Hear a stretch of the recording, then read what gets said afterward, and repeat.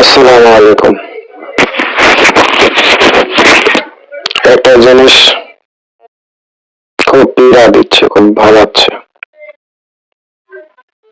সেটা হলো জুলাই যোদ্ধা। জুলাই যোদ্ধাদের সিপাহসালার বা অত্যন্ত গুরুত্বপূর্ণ জুলাই যোদ্ধা ইনকিলাব মঞ্চের প্রতিষ্ঠাতা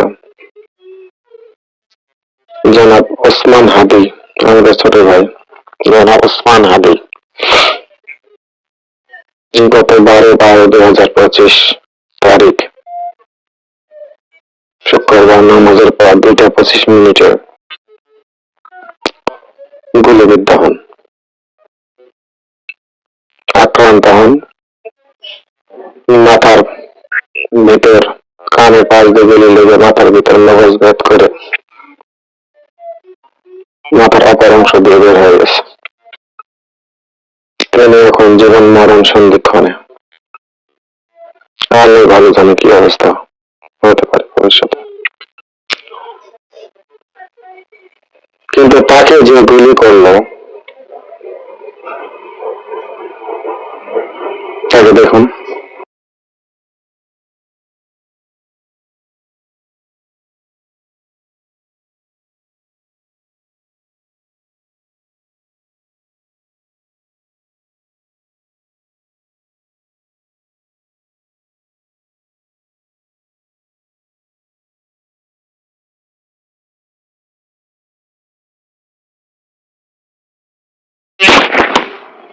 ওসমান হাদির উপর গুলিকারী ব্যক্তির বা সন্ত্রাসীর নাম জানা যায়।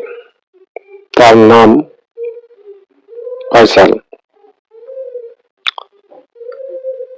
এই ফয়সাল গত 28/10/2024 তারিখে আদাবরের একটা স্কুলে ঢুকে অস্ত্রের মুখে 17 লাখ টাকা লুট করে নিয়ে যায়। এই লুট করে নিয়ে যাওয়ার সময় তার কিছু জিনিস ট্রেস করে রাখা হয়েছিল, যেগুলি ব্যবহার করে র্যাব অনুসন্ধান চালিয়ে 7/11/2024 তারিখে 2টি বিদেশি রিভলভার সহ পিস্তল সহ তাকে আটক করে।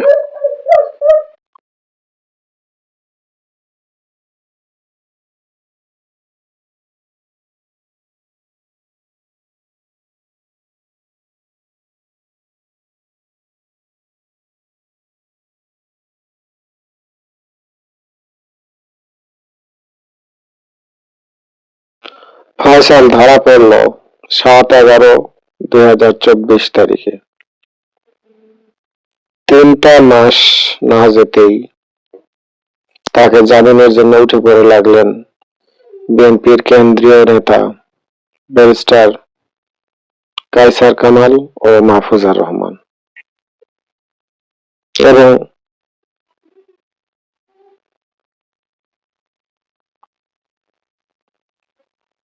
16/2/2025 তারিখে এই দুজন ব্যারিস্টারের জামিন আবেদনের প্রেক্ষিতে তাকে জামিন দেওয়া হয়।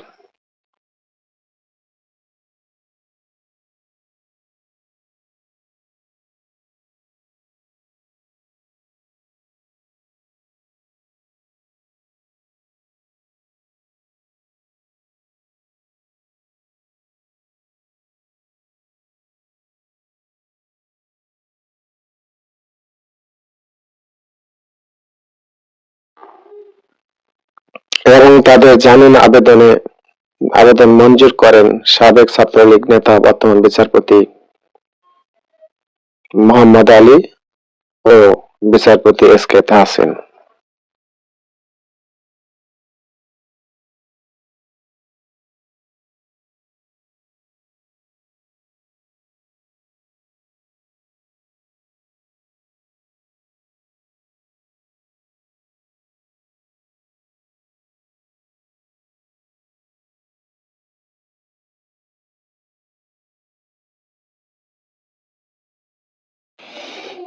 হাদিকে গুলি করার জন্য যানবাহন হিসেবে যে মোটরসাইকেলটি ব্যবহার করা হয়েছিল, সেই মোটরসাইকেলটি একজন শ্রমিকের, অথচ সে তেমন কোনো কাজকর্ম করে না, ঘুরে ফিরেই খায়। সেই মোটরসাইকেলের মালিক আব্দুল হান্নানও ধরা পড়ে গেছে।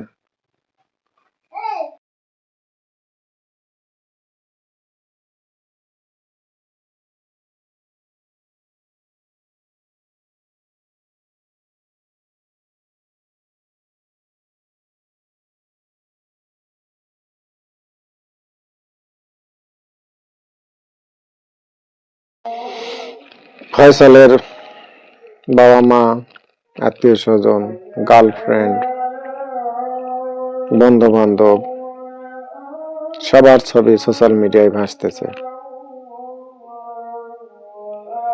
ফয়সালকে ধরা এখন খুব বেশি কঠিন কাজ নয়।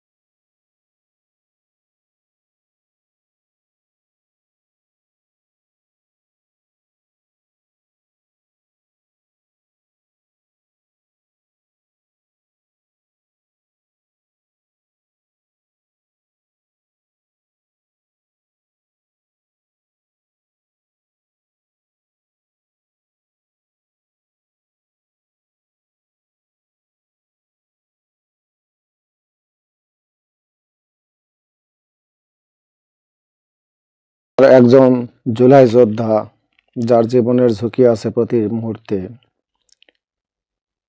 সেই সিপাহ সালার স্নেহের ছোট ভাই ওসমান হাদিরই বা কেমন বিবেক, একজন বা দুইজন অপরিচিত ছেলে এসে বলল যে আমি আপনার নির্বাচনী ক্যানভাস করব, অমনি তাকে বুকে জড়িয়ে নিল, তাকে একবারে পাশে বসে নিল, যে কোনো আলোচনা, মিটিং এবং একান্তে বসে কথা বলার জন্য তাকে বিশ্বস্ত লোক মনে করল।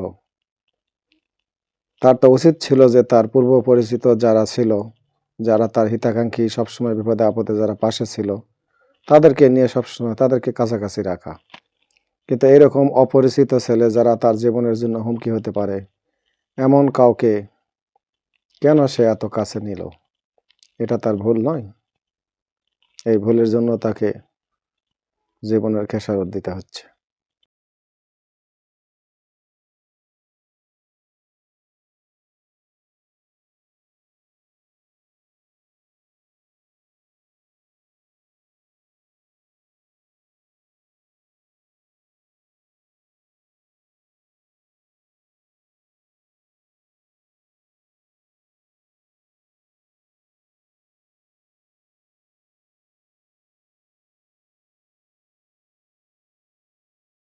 ওদের মনে হয় প্ল্যান ছিল এইখানেই শেষ করে দেয়। হ্যাঁ, এটাই তো বারবার লিস্ট গুলো দেখে এটাই সন্দেহ হচ্ছে।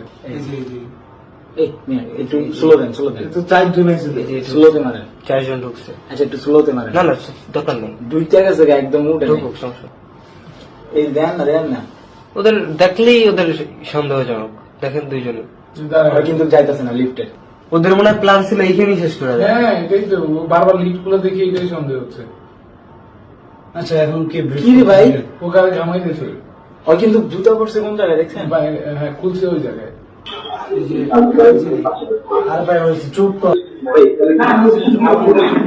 আমি কালকে আমরা সবাই 11:30টার মধ্যে সেদিন বলছে দুদুকের সাথে থাকি।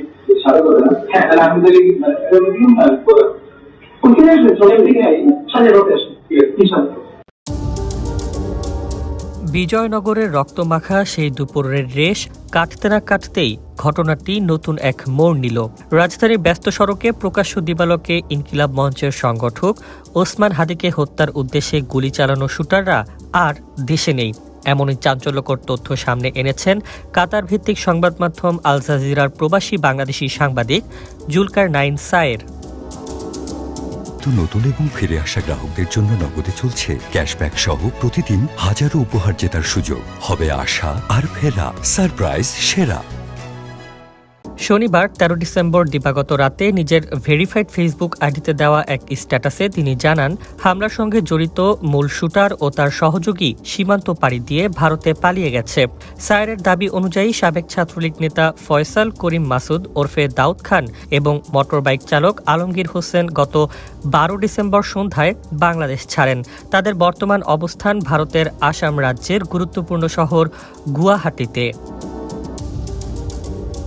এখানেই থেমে থাকেননি সায়ের। তিনি আরও বিস্ফোরক তথ্য দিয়ে বলেন, ভারতে এই পলাতক শুটারদের আশ্রয় ও সহায়তা দিচ্ছেন আওয়ামী লীগ নেতা জাহাঙ্গীর কবির নানকের ব্যক্তিগত সহকারী মোহাম্মদ মাসুদুর রহমান বিপ্লব। তার তত্ত্বাবধানেই অভিযুক্তরা বর্তমানে নিরাপদে অবস্থান করছে বলে দাবি করেন তিনি। সায়েরের ভাষায় পুরো হামলাটি ছিল অত্যন্ত পরিকল্পিত। শুধু হাদিকে লক্ষ্য করেই নয়, একই ধরনের আরও হামলার জন্য একাধিক হিট টিম প্রস্তুত রাখার চেষ্টাও চলছিল। শুটার ফয়সাল নাকি নিজের ঘনিষ্ঠ মহলে স্বীকার করেছে, ব্যবহৃত অস্ত্রটি জ্যাম হয়ে যাওয়ায় সে একটি গুলির বেশি ছুটতে পারেনি।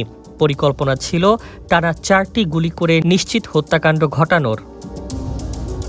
এই প্রসঙ্গে আরও একটি নাম সামনে এনেছেন জুলকার নাইন সায়ের, চট্টগ্রাম নগর যুবলীগের সাবেক কার্যনির্বাহী সদস্য মোহাম্মদ সাজ্জাদ। বৈষম্য বিরোধী ছাত্র আন্দোলনের সময় সংঘটিত এক হত্যা মামলায় গ্রেপ্তার হয়ে পরে জামিনে মুক্ত এই অস্ত্রধারী ক্যাডারকেও সম্ভাব্য হুমকি হিসেবে উল্লেখ করেন তিনি। সায়েরের আহ্বান স্পষ্ট, কার্যক্রম নিষিদ্ধ সংগঠনের যেসব অস্ত্রধারী ক্যাডার বিভিন্ন মামলায় জামিনে মুক্ত রয়েছে, তাদের বর্তমান অবস্থান ও তৎপরতা অবিলম্বে নজরদারিতে আনা জরুরি। কারণ বিজয়নগরের গুলির শব্দ হয়তো একটি সতর্ক সংকেত, এর পেছনে লুকিয়ে থাকতে পারে আরও বড়, আরও ভয়ঙ্কর পরিকল্পনা।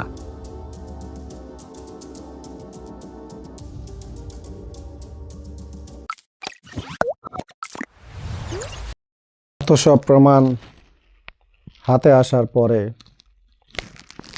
যখন পুলিশ ফয়সালকে ধরার চেষ্টা করছে, ঠিক সেই মুহূর্তে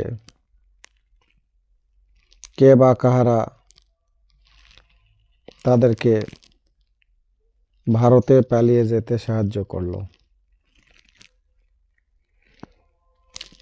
সে নির্দ্বিধায় ভারতে পার হয়ে চলে গেল।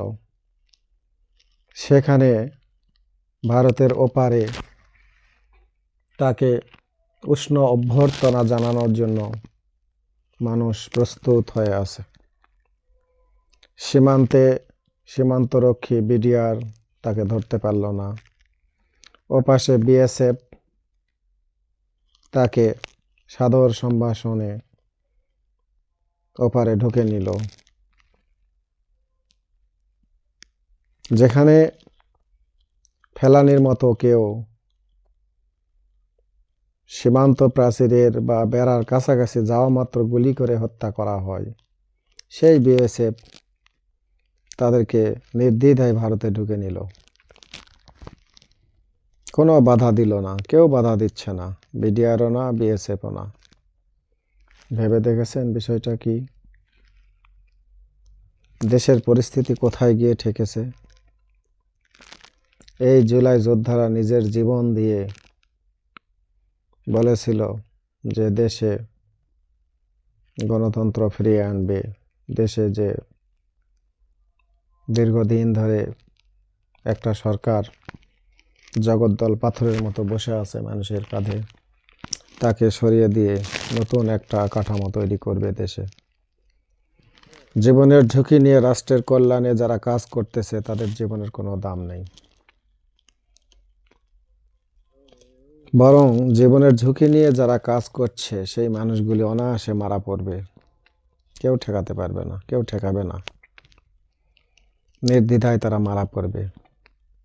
রাষ্ট্র কাঠামো, প্রশাসন বরঞ্চ অপরাধীদেরকেই রক্ষা করছে।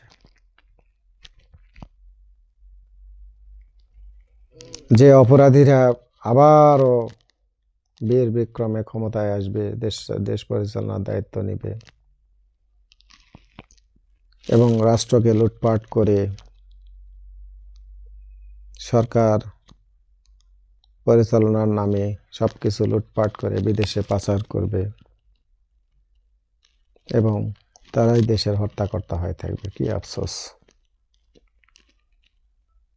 আমাদের দেশ যে উন্নত বিশ্বের দেশ বলতে যা বোঝায়, রাষ্ট্র বলতে যা বোঝায়, সেই রকম রাষ্ট্র বা দেশ হিসাবে কখনোই গড়ে উঠতে পারেনি, পারল না বা পারবেও না।